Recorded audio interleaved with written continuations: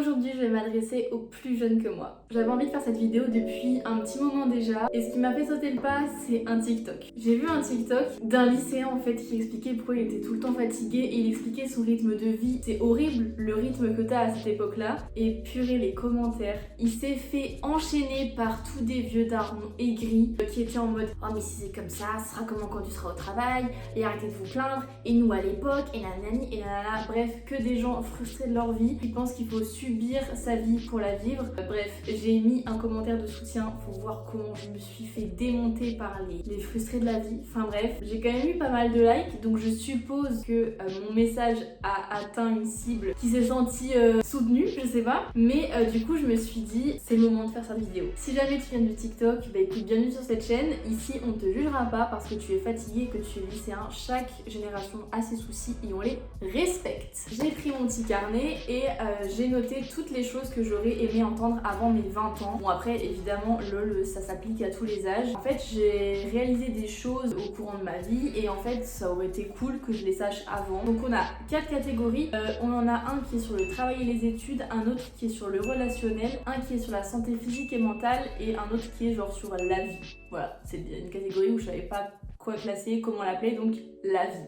Évidemment, je ne fais de leçon de morale à personne, ce sont juste des conseils que j'aurais aimé entendre à l'époque. Pour le contexte, j'ai 23 ans, donc je suis encore un petit poussin dans son œuf, voilà, je n'ai clairement pas vécu toutes les épreuves de la vie. Chacun, à chaque âge, à tout âge, a la possibilité de donner des conseils aux autres. Nous allons commencer par la catégorie travail et études. Le premier point que j'aurais aimé entendre, c'est que tu peux changer de carrière quand tu veux. C'est fini les carrières où tu fais 40 ans dans la même boîte. Maintenant, tu peux tellement te réorienter facilement, te former en ligne. J'ai parlé avec tellement de personnes plus âgées que moi qui se sont réorientées et c'est pas parce que tu doutes dans ta carrière que ta vie est tracée. Un autre point que je commence enfin à intégrer, c'est que tu es remplaçable au travail. Ça sert à rien de te mettre des ulcères à l'estomac pour ton travail. Sur le moment, t'as l'impression que tout repose sur toi, alors que je t'assure que dès que t'es pas là, dès qu'on te remplacera, ça changera rien. Moi en fait, je m'en suis surtout rendu compte quand je suis venue en remplacement de ma tutrice, qui est absente pour une durée déterminée du travail. Et c'est fou comment je vois à quel point les gens, pas l'ont oublié, mais ils sont en mode ok, maintenant c'est Lilou qui gère, donc on s'adresse à Lilou, et genre tu ne parles jamais d'elle, etc.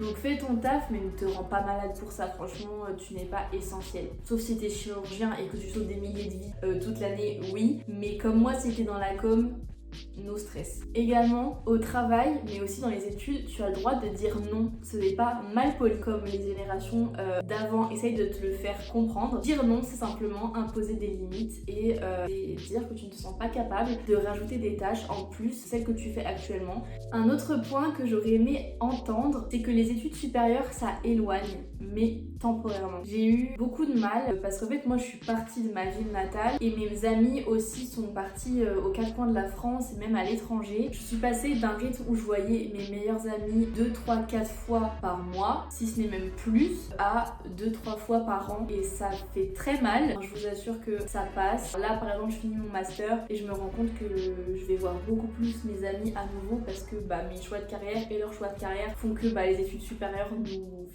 ont éloignés mais vont nous rapprocher plus tard. J'ai eu des petits coups de mou à certains moments parce que j'étais loin de mes amis et que j'y manquais et que ma famille aussi, mais tout n'est que temporaire. À ce point-là, je m'en suis rendu compte que cette année, les notes importent peu en fait. Évidemment, il faut la moyenne, le strict minimum, il faut 10, etc. Surtout, je me souviens au lycée, collège, on te met la pression parce que pour Parcoursup, il te faut un bon dossier, etc.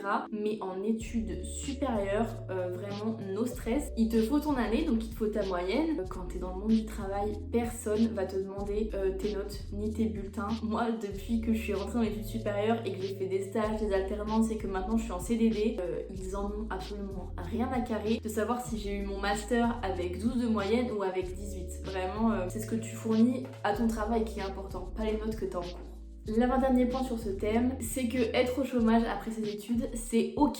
Moi, je stressais de ouf, j'étais en mode purée, je veux pas être au chômage, c'est trop la honte et tout. C'est ce qu'on appelle le chômage résiduel. Donc en gros, ça veut dire que c'est juste le laps de temps entre la fin de tes études ou la fin de ton contrat de travail jusqu'à ce que tu en trouves un autre. Il y en a tout le temps en France, le chômage résiduel, c'est juste normal. C'est pour ça que le taux de chômage ne sera jamais à zéro, c'est parce qu'il y a toujours des gens qui sont en transition et c'est pas grave. C'est pas la mort, le chômage, c'est pas Voldemort, c'est pas un truc interdit, c'est pas un truc tabou. Tant que tu restes pas au chômage pendant 6 ans, Et enfin le dernier point, travail et études. Arrête de faire passer ton travail avant ta santé. J'applique aussi pour moi, à chaque fois que je suis malade, j'attends au dernier moment pour me mettre en arrêt maladie parce que je me sens redevable du travail, parce que je trouve que ça se fait pas. Alors qu'en fait, tout bonnement, si on est malade, il faut se reposer. Voilà. Ok, maintenant on va passer au thème relationnel. Dieu sait que j'ai des choses à dire là-dessus. Donc c'est parti. Il y a 3 points, mais j'espère qu'ils vont résonner parce que pour moi, ils ont été d'une aide précieuse à certains moments de ma vie. Ça ne sert à rien de courir après des gens qui ne te veulent pas dans leur vie. J'ai dépensé beaucoup d'énergie à m'acharner, à vouloir rester dans la vie de certaines personnes alors que ces personnes ne voulaient pas forcément que je sois là, qu'elles faisaient rien pour que je reste. Dépenser plus cette énergie pour choyer ceux qui sont là pour vous et ceux que vous aimez et ceux qui vraiment vous font sentir importants. Il y a une autre phrase, aussi je vais la lire parce que je ne veux pas la déformer. L'année dernière, c'était une période assez compliquée en termes relationnels et j'ai eu du mal à tourner la page. J'avais vu cette citation sur TikTok et je l'ai mis en fond d'écran tellement elle m'a impactée et elle m'a fait prendre conscience d'un truc. La manière dont tu es traité est bien plus importante que les sentiments que tu peux avoir pour quelqu'un. J'ai pas besoin d'expliquer ça.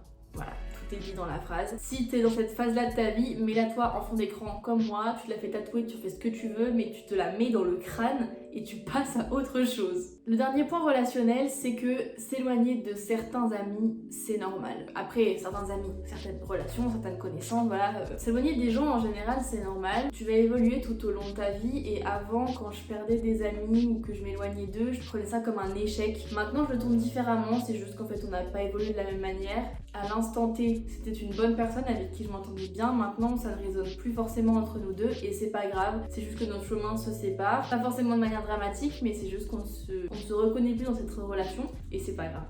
Nous passons à la catégorie santé physique et mentale. Alors, ce point-là, je suis aussi en train de le mettre en place depuis peu. Je m'en suis rendu compte qu'il y a quelques mois. En fait, les filles, faut ralentir pendant les règles.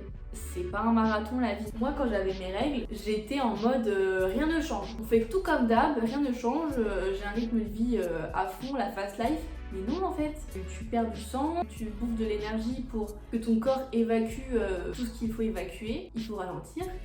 J'essaye de plus en plus de comprendre mon corps, de comprendre mon cycle menstruel et du coup ça en fait partie. Accepter que j'ai besoin de plus de sommeil, accepter que des fois j'ai des fringales, accepter que je suis moins en forme que d'habitude, que je suis plus émotive. Un autre point intéressant, c'est que aller voir un ou une psy, ça veut pas dire que tu es faible ou que tu es fou. Pour moi, je pars vraiment du principe que chaque personne devrait aller voir un psy une fois dans sa vie. Moi, j'ai aucun tabou à le dire. Je vais voir un psy depuis que j'ai 15 ans. Bon, en fait, là, ça fait 2-3 ans que j'y vais plus, mais il faudrait que j'y retourne. Ça fait tellement de bien de parler de tes problèmes à quelqu'un. Il n'y a pas d'importance de problème, tu peux très bien aller voir un psy parce que t'as un problème énorme ou parce que t'as des petites tracades du quotidien qui te minent un peu le moral et ça fait tellement du bien de parler à un professionnel qui arrive à vraiment te poser les bonnes questions pour te faire réaliser les choses, pour aller de l'avant. C'est libérateur de ouf et il y a un super truc qui s'appelle, il y a un truc genre dispositif psy, tu as 10 séances gratuites par an chez le psy, donc c'est des psys spéciaux, faut les voir sur un site internet, c'est banger.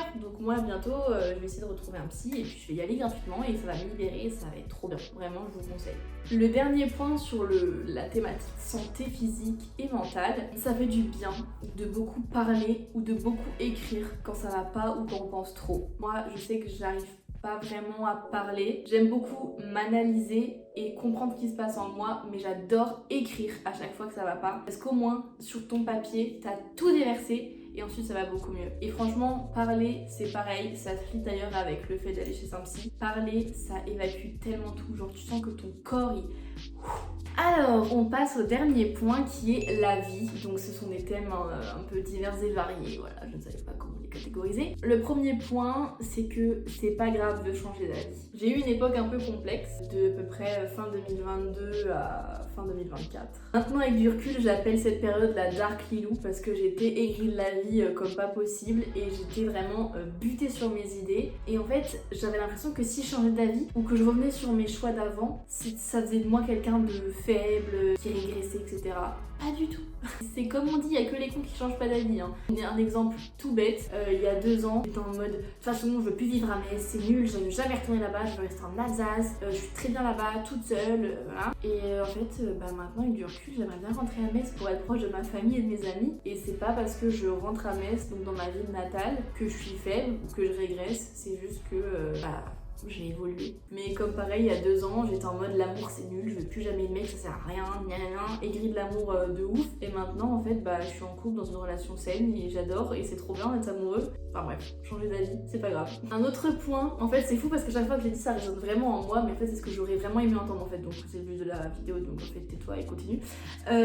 C'est qu'on n'est pas obligé d'aller à l'autre bout du monde pour être heureux. Parce que j'ai l'impression qu'il faut absolument partir à l'autre bout du monde pour être épanoui, etc. Parce que tu vois plein de TikTok de gens qui partent et tout. Mais en fait, c'est 2 choses différentes. C'est pas parce que tu pars pas à l'autre bout du monde que tu peux pas être heureux dans ta vie. Genre moi, bah, à la Dark Legood d'avant, elle se disait faut absolument que je parte parce que bon, franchement, si je vais direct travailler après mes études, franchement, c'est nul. Moi, je veux être épanouie, je veux être libre, je veux être indépendante. Il y en a qui adorent partir à l'aventure 1 an, 2 ans, 3 ans, qui partent toute leur vie et tout. En fait, moi, maintenant que je me suis apaisée, bah là, ce que je veux actuellement, c'est genre être près de ma famille, être près de mes amis. Enfin, j'ai l'impression qu'avant, c'était rater ma vie de direct avoir un CDI et tout. Maintenant, je suis à la recherche d'un CDI, d'un appart. Enfin, moi, j'ai 23 ans. Genre, calme-toi, ma belle. Genre, t'as toute la vie pour faire des choses. J'ai l'impression que c'est maintenant que je dois tout vivre et qu'en fait, après, ma vie, ce sera métro, boulot, dodo et que je vais m'ennuyer et que je vais être comme les vieux darons aigris de TikTok. J'ai que 23 ans. Genre, je suis même pas au quart de ma vie. Donc, j'ai tellement tout le temps pour faire des choses, quoi.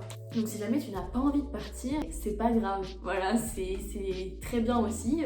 Voilà, moi je croyais ça avant, mais en fait finalement j'ai changé d'avis. Et enfin, le dernier point, bon moi j'ai jamais trop été, je veux dire j'ai jamais vraiment eu besoin de me rassurer là-dessus parce que j'ai vraiment des amis qui sont très tolérants et très gentils et très sains quoi finalement. Mais c'est pas parce que tu n'aimes pas l'alcool ou la drogue que tu es ennuyant. Voilà, je préfère le rappeler hein, parce que bon, voilà. Franchement, moi je m'amuse encore mieux sans alcool et sans drogue. Je me souviens en seconde, je me forçais à boire des bières et tout.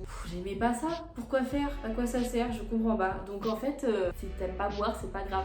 Et ben voilà, je crois que je vous ai tout dit. J'espère que cette vidéo vous a plu, que ça a résonné et que voilà. N'hésitez pas, si vous avez mon âge, si vous êtes plus jeune, plus vieux, si vous avez des conseils à donner aux humains en général, à les mettre en commentaire. Nous sommes tout oui. Sur ces belles paroles, je vous fais des très gros bisous. N'oubliez pas que vous êtes votre priorité. Écoutez-vous. Soyez le personnage principal de votre vie. Puis moi je vous fais des très gros bisous et je vous dis à la prochaine. Bye!